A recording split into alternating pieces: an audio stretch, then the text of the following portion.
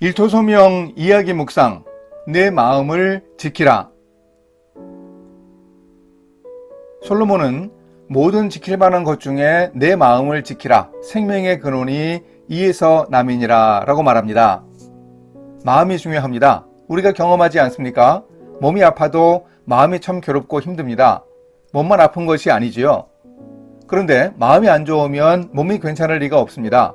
마음이 괴로우면 결국 몸에도 문제가 생깁니다. 잠언 기자는 중요한 마음을 강조하여 언급하면서 우리 육신의 여러 기관을 말하고 있습니다. 구부러진 말을 내 입에서 버리며 비뚤어진 말을 내 입술에서 멀리하라. 내 눈은 바로 보며 내 눈꺼풀은 내 앞을 곧게 살펴 내 발이 행할 길을 평탄하게 하며 내 모든 길을 든든히 하라. 좌로나 우로나 치우치지 말고 내 발을 악에서 떠나게 하라. 잠언 4장 24절에서 27절. 입과 눈과 발에 대해서 말합니다. 다른 기관들도 그렇지만 이 세 기관은 없으면 정말 불편한 신체 기관들입니다. 더 이상 말을 못하게 되면 어떨까요? 혀에 암이 생겨서 결국 혀를 절단하는 수술을 받아야 하는 사람이 있었습니다. 수술을 집도하는 의사가 다시는 말할 수 없다면서 마지막으로 하고 싶은 말을 해보라고 했습니다.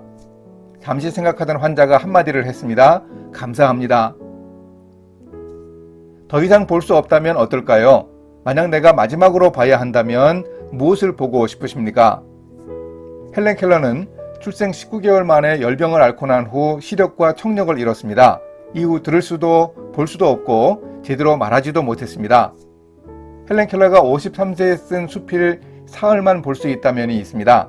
1933년 당시 미국의 대공황 시절에 많은 사람에게 감명을 주었습니다.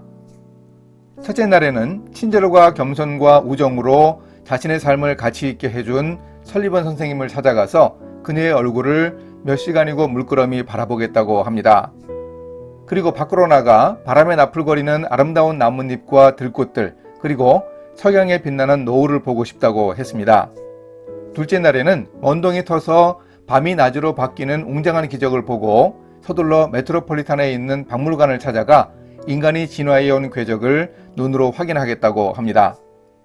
그리고 저녁에는 보석 같은 밤하늘의 별들을 바라보면서 하루를 마무리하겠다고 합니다.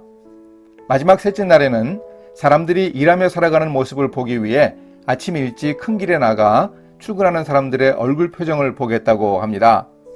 그리고 나서 오페라 하우스와 영화관에 가 공연을 보고 저녁에는 네온사인이 반짝거리는 쇼윈도에 진열되어 있는 아름다운 물건들을 보면서 집으로 돌아올 것이라고 합니다.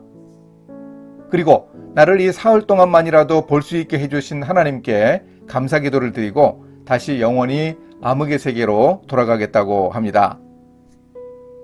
다리 없다면 어떨까요? 다쳐서 깁스해 보면 다리가 불편한 것에 대해서 잘 알 수 있습니다.